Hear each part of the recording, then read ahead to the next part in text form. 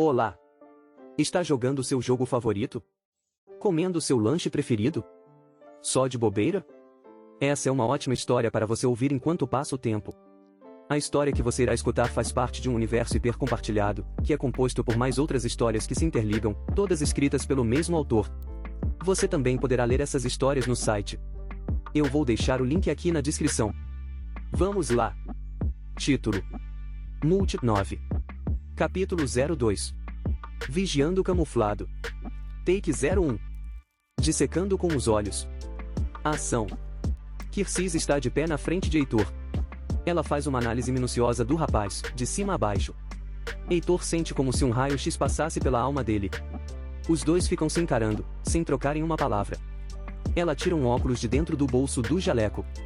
Enquanto coloca o objeto no rosto, anda bem devagar na direção de Heitor.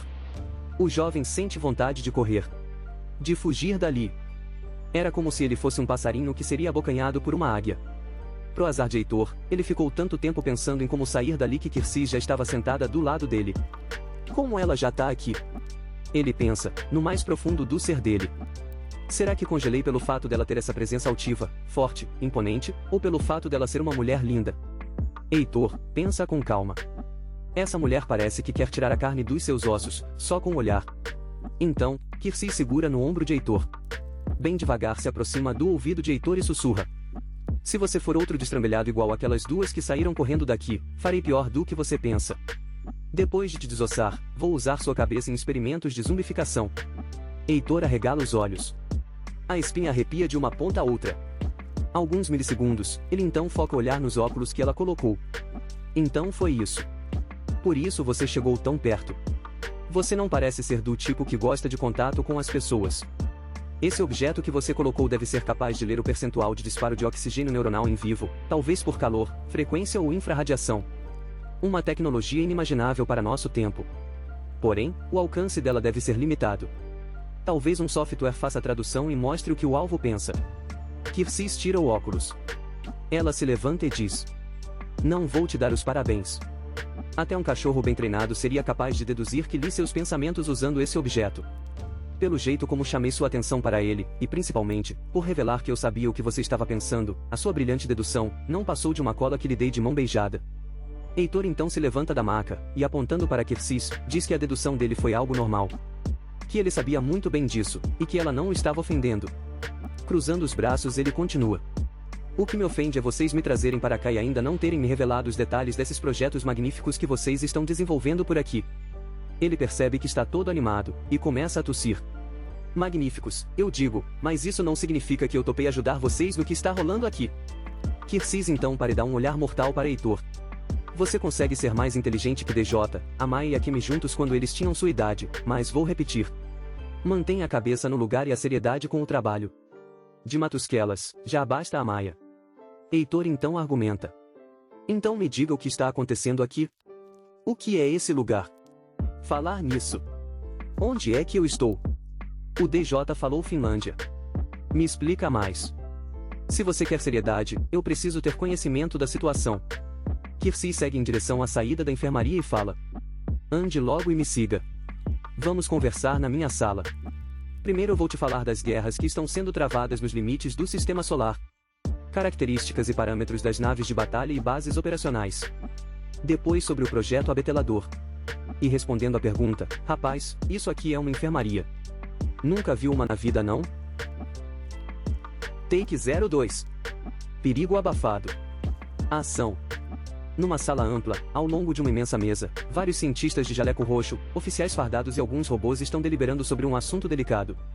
Na cabeceira da mesa de reunião está uma imensa máquina, composta por peças metálicas laranja com detalhes em luz neon esverdeada. A cabeça é um capacete que flutua sobre o corpo. Mesmo sem braços, aquela máquina possui diversos tentáculos que saem de peças que ficavam no lugar do ombro. Com elas, ele movimenta telas holográficas pelo ar enquanto fala.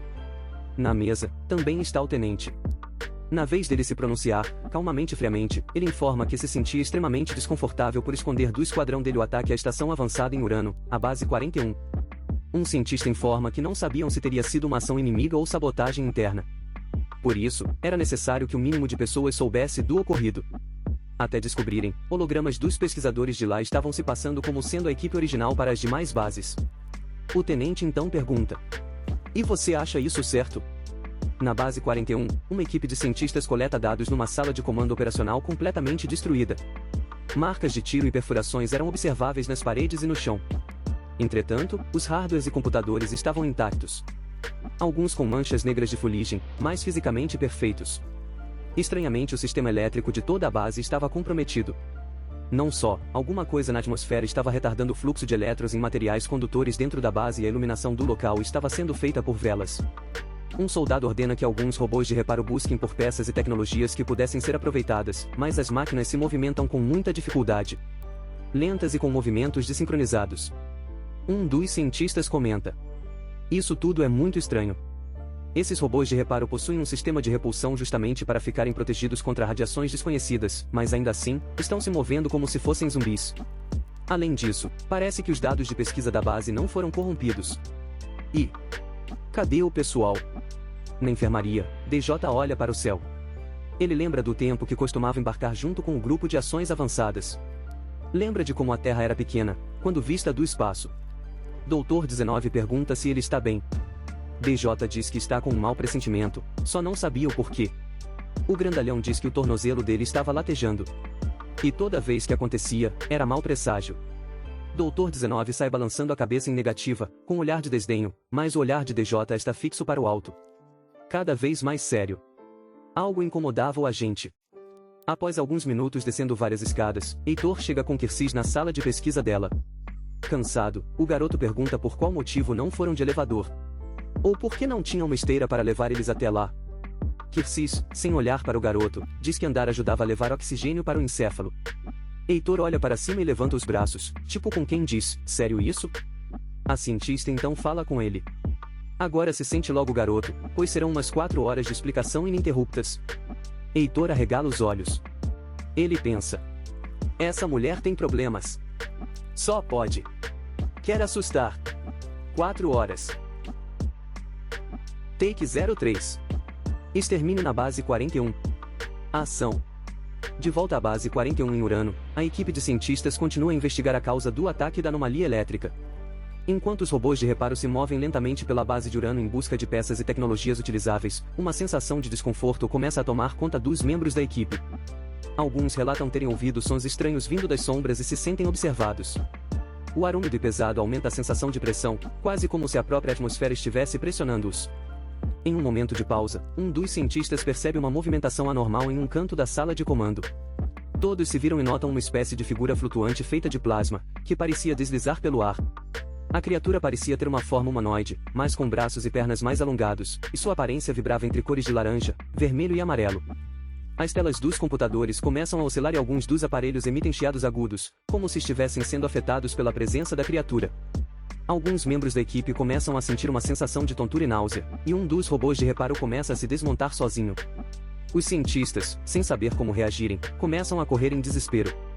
Os soldados começam a disparar na direção daquele ser, mas ele parece querer proteger os computadores da base, desviando os projéteis para as paredes do local.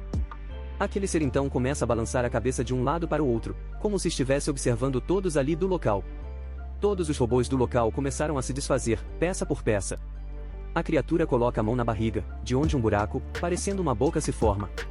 Um som. Um forte som é emitido. Uma imensa pressão de ar percorre toda a base. Logo, após aquela poderosa onda sonora varrer todo o local, a única coisa que paira é o silêncio. Sepulcral e absoluto.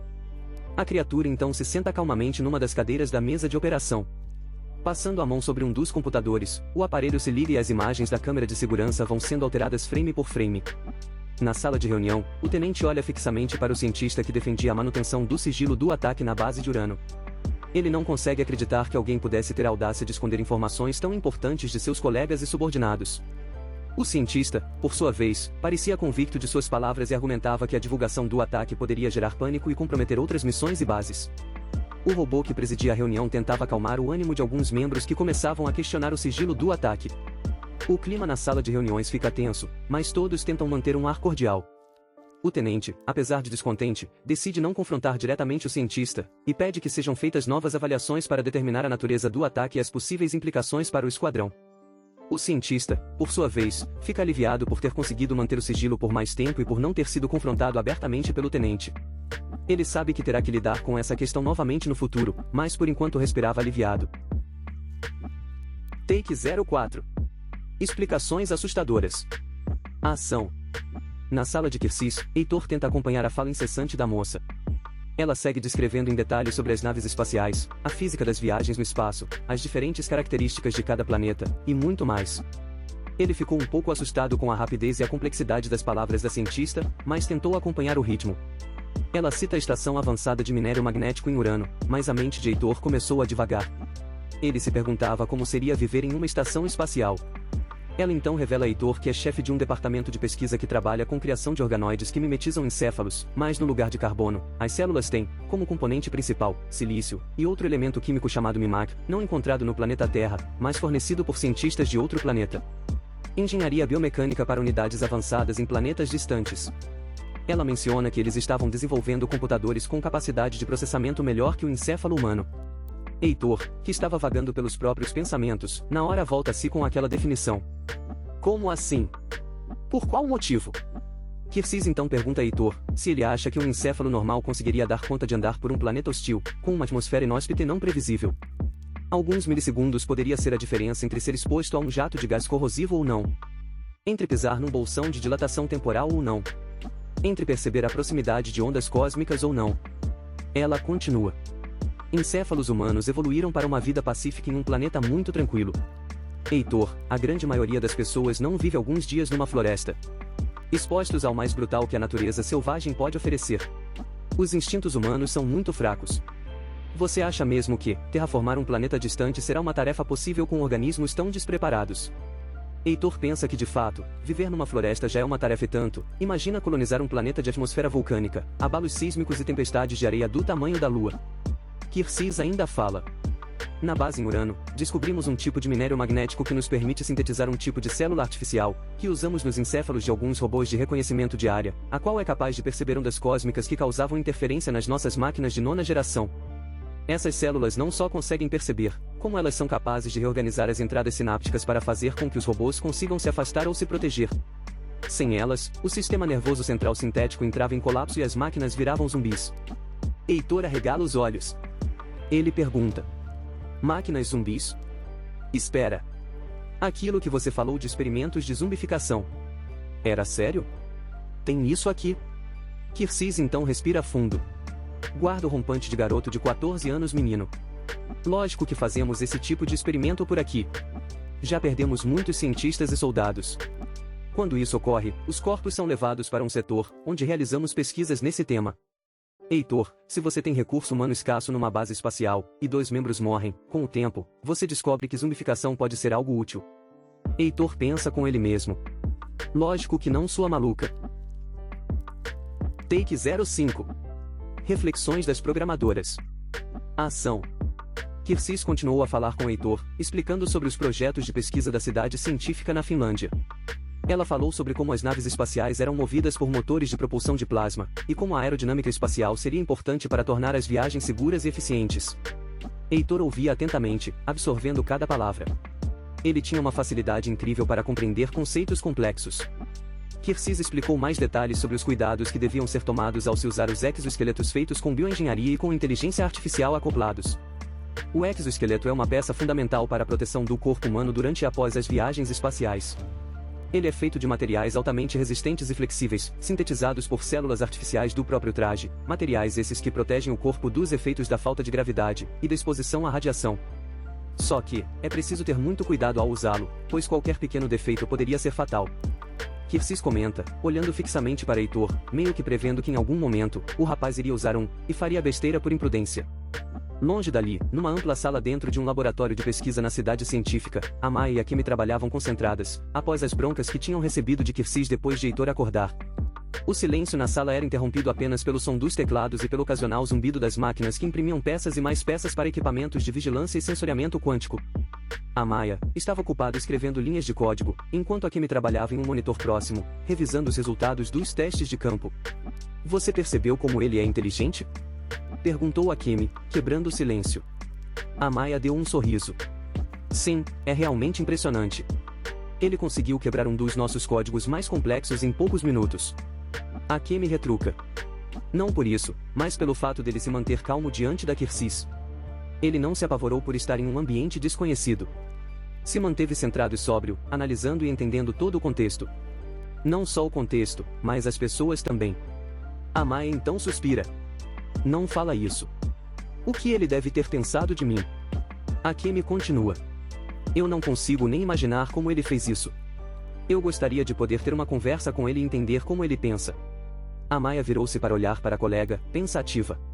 Eu também, mas acho que a Xerxes está ocupada com ele. Você sabe como ela é quando se trata de trabalho. Akemi suspirou, concordando. Sim, ela é bastante intensa. Às vezes eu me pergunto se ela realmente se importa com as pessoas ao seu redor, ou se tudo o que importa para ela é o trabalho. Não seja tão dura com ela, disse Amaya, dando um tapinha no ombro de Akemi. A Xerxes é uma das pessoas mais brilhantes que já conheci. Ela pode não ser a mais fácil de se trabalhar, mas sempre consegue resultados impressionantes. As duas programadoras voltaram ao trabalho, mas a conversa ainda pairava no ar. Akemi continuava pensando sobre a atitude de Xerxes, e como isso afetava a equipe de pesquisa. Já Amaya estava concentrada em encontrar a solução para um problema técnico que estava enfrentando. Take 06. Dúvidas e perguntas. Ação. Amaya e Akemi estavam novamente focadas, até que Léo entrou na sala de programação, interrompendo o trabalho das jovens. Ele era um homem alto, com um cabelo castanho liso e um sorriso largo no rosto. Ele se aproximou das duas programadoras e cumprimentou-as animadamente. Oi meninas. Como estão indo os códigos? Perguntou Léo, enquanto olhava por cima dos ombros delas para a tela do computador. Estamos indo bem, mas ainda temos muito trabalho pela frente. Respondeu Amaya. Longe dali, DJ, o chefe dos programadores tentava contato com um amigo que tinha trabalhado na base avançada em Urano, mas sem sucesso. Ele queria saber se estavam todos bem. O mau pressentimento que DJ sentiu aumentava ao ver que o amigo não respondia. Ele suspirou e levantou-se da cadeira. Enquanto caminhava pela sala, foi levado de volta a um tempo em que viajava pelo universo, embarcando em missões para elaborar códigos em sistemas geradores de campos de força em bases avançadas em outros planetas. Ele se lembrava dos momentos em que trabalhava lado a lado com cientistas de diferentes espécies, compartilhando suas habilidades e conhecimentos para a criação de tecnologias incríveis.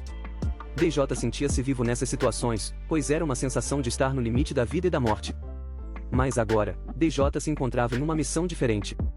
Ele e sua equipe estavam trabalhando em um projeto ambicioso de construção de robôs para o projeto Morpheus.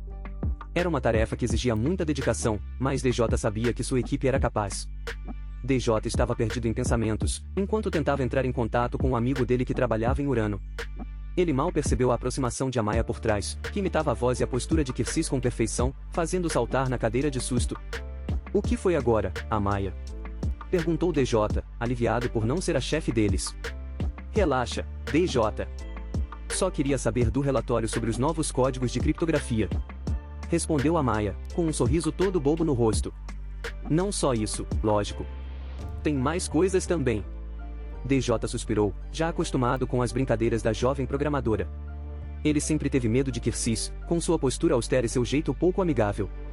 Já Amaya era o oposto, uma jovem brincalhona e extrovertida, que nunca perdia a oportunidade de fazer uma piada ou de pregar uma peça nos colegas. Você sabe que eu não gosto quando você imita a Xerxes, Amaya. Disse DJ, tentando recuperar a compostura. Ah, qual é, DJ? É só uma brincadeira. Respondeu Amaya, com um ar inocente. Mas a Xerxes não é brincadeira, Amaya, e você sabe disso. Amaya fez uma careta, mostrando que não levava a sério as preocupações de DJ. Ela era uma garota despreocupada, que raramente se estressava com nada, por conta de algo que todos tentavam não mencionar. DJ, por outro lado, era o oposto, um homem sério e responsável, que levava a sério o seu trabalho como programador. Tá bom, DJ, eu prometo que vou parar. Disse Amaya, com um sorriso no rosto. Agora me conta, tem alguma novidade sobre o relatório? DJ, então voltou a se concentrar no seu trabalho, tentando deixar para trás as brincadeiras de Amaya. Take 07. Jovem superdotado. Ação. Amaya pergunta a DJ se quando ele foi na casa de Heitor recrutar o rapaz, se existiam pistas de coisas que o garoto gostava. Pôster, filmes, actions figures na estante. Se tinha alguma coisa na mesa que indicava sobre a comida preferida dele. DJ coloca a mão na testa, não acreditando no que está escutando. Ele diz que ela poderia perguntar pessoalmente para Heitor, pois ele deveria estar na biblioteca do setor 20, afinal o GPS estava dizendo que o garoto tinha ido naquela direção. Antes de DJ terminar de falar, Amaya já tinha saído correndo. Amaya chegou ofegante na biblioteca do setor 20, com os olhos arregalados de excitação. Ela se aproximou da mesa onde Heitor estava, chamando a atenção do jovem com um susto. Ele olhou para ela, um pouco confuso, mas seus olhos se iluminaram ao reconhecê-la como a garota que o ajudou na enfermaria. Ele sentiu um frio na barriga, mas tentou disfarçar enquanto Amaya se aproximava, toda animada. Oi, você é o Heitor, não é? Ela perguntou, sorrindo. Eu sou a Amaya, a programadora maluquinha do DJ. Heitor sorriu timidamente, acenando em resposta. Ele se sentia um pouco desnorteado, mas a animação de Amaya era enorme. Eu queria te perguntar uma coisa. Ela continuou, agora com um ar mais sério. Como você teve aquela sacada para quebrar os códigos de criptografia da base?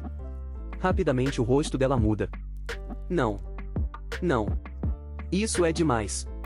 Me diz, o que você gosta de ler? Heitor corou, sentindo-se um pouco envergonhado. Ele não gostava muito de chamar atenção para si mesmo, mas estava hiper feliz por dentro, por Amaya estar interessada nele. Você gosta de holografia? Amaya perguntou, notando a atenção de Heitor ao livro. Opa! É uma tecnologia incrível. Ele respondeu, parecendo mais confortável agora. Eu estou tentando aprender mais sobre isso. Com o computador holográfico do DJ, de início, eu tive um pouco de dificuldade em hackear o sistema interno, pois a linguagem quântica usava processamento fotônico. Foram alguns milissegundos até eu perceber que a capacidade de emaranhamento do hardware era superior ao que imaginei. A capacidade de processamento de códigos e operações matemáticas estavam numa dimensionalidade de espaço vetorial insana. Chegou um momento que eu tentei não acompanhar e me foquei na lógica de entrada de dados e saída de resultados. Depois que padronizei um padrão de resposta ainda rudimentar dentro daquele avançadíssimo sistema de dados, procurei expandir meu conhecimento dentro da linguagem de programação do sistema, mas ainda assim, sei que não arranhei nem a superfície da potencialidade dessa tecnologia. Amaya ficou impressionada, gostando ainda mais de Heitor. Ela adorava pessoas que se interessavam por tecnologia como ela, e achava fascinante o fato de que o jovem estava ali por causa de suas habilidades em programação. Nossa! Eu estou impressionada! Por isso você está lendo sobre o livro de holografia para desenvolvimento e implantação de hardware exótico virtuais em nanochips, escrito pelo DJ. Quando ela termina a frase, Heitor leva um susto. Foi ele quem escreveu esse livro? Não pode ser. Foi ele? Take 08. Encéfalo sintético ligado. Ação. Bem longe do setor 20, onde Amaya conversava com Heitor, Kirsis estava claramente irritada com a ausência de Amaya e a falta de informações sobre o paradeiro da jovem. Seus olhos cor de âmbar faiscavam de impaciência enquanto ela se movimentava de um lado para o outro no hangar, verificando os últimos ajustes no abetelador. Ela perguntou para Kim e Léo, mas ninguém sabia onde Amaya estava. Kirsis não conseguia entender como alguém poderia sumir assim, especialmente quando a base inteira estava em fase de testes e ajustes finais. Ainda mais porque Amaya havia desligado o GPS, algo que Kirsis considerava um ato de responsabilidade. Sem perder mais tempo, Kirsis decidiu que não poderia esperar mais pela jovem. Ela ordenou que os programadores iniciassem os softwares de inteligência artificial no robô abetelador, apesar da ausência de Amaya e seu papel crucial no projeto. Ela sabia que não podia deixar atrasar o início do teste, mesmo que isso significasse fazê-lo sem a programadora. Imensas linhas de códigos correm em telas holográficas espalhadas em volta de abetelador. Os imensos olhos amarelos da máquina ficam ligados. Ele mexe lentamente a cabeça, mirando olhar em Kirsis. Depois, ele direciona os olhos na posição das imensas telas holográficas. Os programadores estavam fascinados com o sucesso da inicialização do abetelador. Kirsis então chama ele. Ei! Abetelador, consegue me ouvir? O robô volta o rosto na direção da pesquisadora. Ela então deduz que ele escuta. Consegue entender o que eu digo? Consegue entender nosso modo de comunicação e expressão verbal? Ele responde. Exprebal, o modo. Expressão, diz, e você? Isso? Kirsis sorriu satisfeita. Vamos pessoal. Alimentem os neurônios artificiais com mais dados sobre a sintaxe da nossa linguagem. Quero o abetelador falando pelos cotovelos. O imenso robô começa a olhar o próprio corpo. Ele fixa o olhar atentamente para as mãos. Depois olha na direção das pernas, mas vê uma imensa broca de perfuração. Ele balança a cabeça de um lado para o outro, como se não entendesse a ausência de pernas, se perguntando o motivo de haver um objeto como aquele no lugar dos membros inferiores. Kirsis nota isso e sorri. Ele pensa. Amaya finalmente aparece na entrada do hangar, com Heitor logo atrás dela. Kirsis, que estava concentrada nos testes, não percebeu a chegada dos dois jovens. Ela era só atenção aos gráficos de otimização de disparos das atividades dos neuronídeos sintéticos corticais e motores. Nunca alguém viu Kirsis tão feliz. Ela constantemente dava ordens para os programadores ajudarem no processo de otimização, alimentando o encéfalo sintético do robô com mais informações, específicas para cada região. Por exemplo, para os neuronídeos motores, os programadores enviavam análises de dados sobre o padrão de movimento de artrópodes, deslocamento de partículas subatômicas, vídeos sobre criaturas de outros planetas. Já para os neuronídeos corticais de tomada de decisões, eles enviavam informações sobre palestras relacionadas à ética, moral e conduta. Arquivos de textos falando sobre preservação de espécies e manutenção da vida. Regras e simulações de jogos de estratégia. Informações diferentes para neuronídeos com funções diferentes. Take 09. Pressentindo o perigo. A ação. A Maya ficou admirada com o abetelador e se juntou aos outros programadores para ajudar na programação. Heitor estava encantado com a tecnologia e olhava tudo com fascínio. Enquanto isso, Abetelador continuava a falar de forma bagunçada, mas todos estavam animados em ver como ele estava aprendendo rapidamente. Porém, algo chamou a atenção de Heitor. Um micromovimento com a cabeça que o robô fez ao olhar novamente para o local onde deveriam estar as pernas dele. Heitor não sabia o motivo, mas ficou intrigado com aquilo. Longe dos testes de ativação e cognição sintética que a equipe de programadores realiza no robô Abetelador, Sorai chega na sala de DJ e nota a preocupação no olhar do amigo. DJ está sentado em cima de um baú com um designer altamente tecnológico e futurista. Nas mãos, ele segura um bastão de ouro, com botões verdes e um formato único. DJ então coloca o objeto no chão, pegando uma pequena besta que parecia não ser desse planeta. Soraya então pergunta ao agente o que tinha acontecido. Ele então responde: "Não sei, Soraya, mas tenho um palpite. Na base de Urano não existia nenhum tipo de som, em nenhum lugar daquele imenso complexo de metal e titânio. Numa sala com máquinas imensas, que pareciam avançados servidores, alguns equipamentos tecnológicos, que estavam conectados naquelas estruturas, pareciam ter sido danificados por uma substância corrosiva. A criatura que fez a equipe de busca desaparecer num piscar de olhos naquela base, chega naquela sala. Ao ver os itens danificados, cria uma linda cadeira laranja e começa a reparar os objetos, remodelando a matéria. Num corredor da cidade científica da Finlândia, o tenente caminha e conversa com uma ajudante fardada, uma moça com um rosto sério e que parecia estar concentrada a cada palavra do homem. O tenente olha atento ao local, como se tomasse cuidado para que outras pessoas não os escutassem. Ele comenta com ela que estranhava a insistência dos cientistas do planeta Nêmesis em ocultar o ocorrido na base de Urano. Ela então abre uma pasta com alguns documentos e imagens da base Urano e passa as páginas para o tenente que olha atentamente. DJ recebe uma ligação de Kirsis. Ele anda de um lado para o outro enquanto escuta a programadora vibrante pelo fato de que o robô Abetelador começou o modo de cognição com perfeição. Após desligar o celular, Sorai pergunta se ele iria falar com ela sobre o palpite dele. DJ digita uma senha em um cofre na parede enquanto balança a cabeça em negativa. De lá, o agente retira uma arma que parecia ter sido produzida fora do planeta. Em seguida, ele retira um óculos, um relógio e mais algumas baterias. Não vai adiantar nada deixar ela preocupada. Heitor sai do hangar, um pouco trêmulo, se perguntando o motivo de não ter gostado do micromovimento que o robô fez com a cabeça. Cara, será que a máquina não gostou de ter sido construída sem as pernas? Ele é imenso. É ele que tem a habilidade de abrir buracos de minhoca na malha do espaço-tempo. Gente, por qual motivo eu não tô gostando disso? Então, ainda sem prestar atenção ao redor, Heitor esbarra num funcionário da limpeza. Ele ainda confuso, pede desculpa quase que automaticamente, escutando: "Relaxa. Tá suave." Take 10. Multi 9 se apresenta. A ação.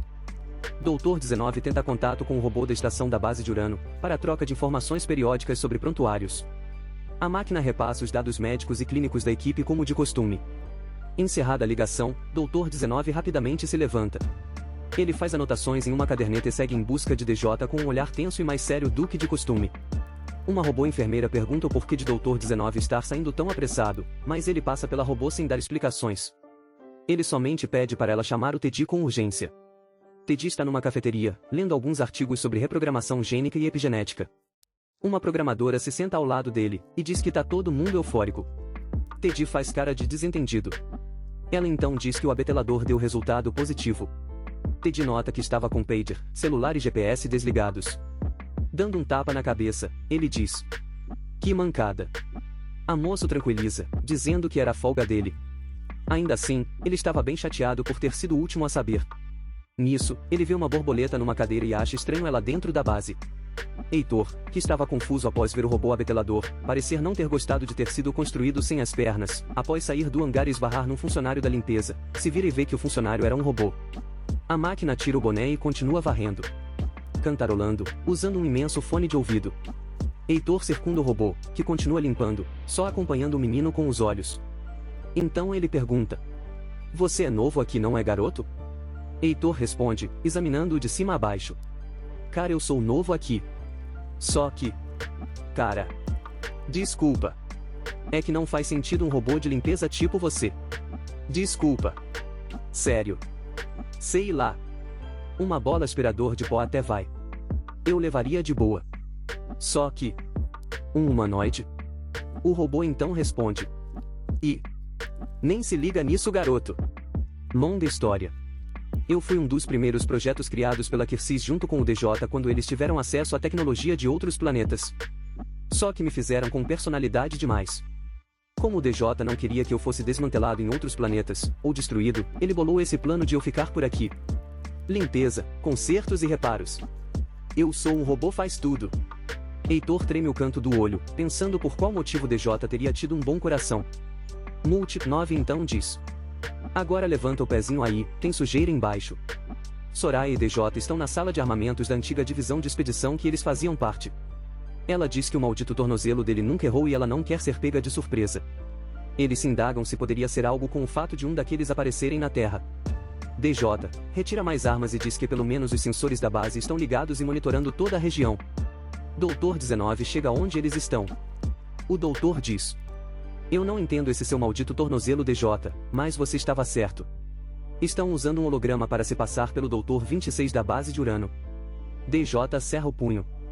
Ao final do dia, após uma longa sequência de testes, Kersys revisa os dados do projeto abetelador. Ela olha atentamente os insights que o robô teve durante o processo de cognição sintética. Ela nota que o robô está fazendo questionamentos internos e fica empolgada. Ela diz que aquilo era espetacular. A principal preocupação de Kersys era de que, caso os robôs abeteladores ficassem sem comunicação num planeta distante, se eles seriam capazes de resolverem problemas por conta própria. Ela aciona algumas telas holográficas, onde aparece uma solicitação de senha para acessar as informações sobre Projeto Eletri.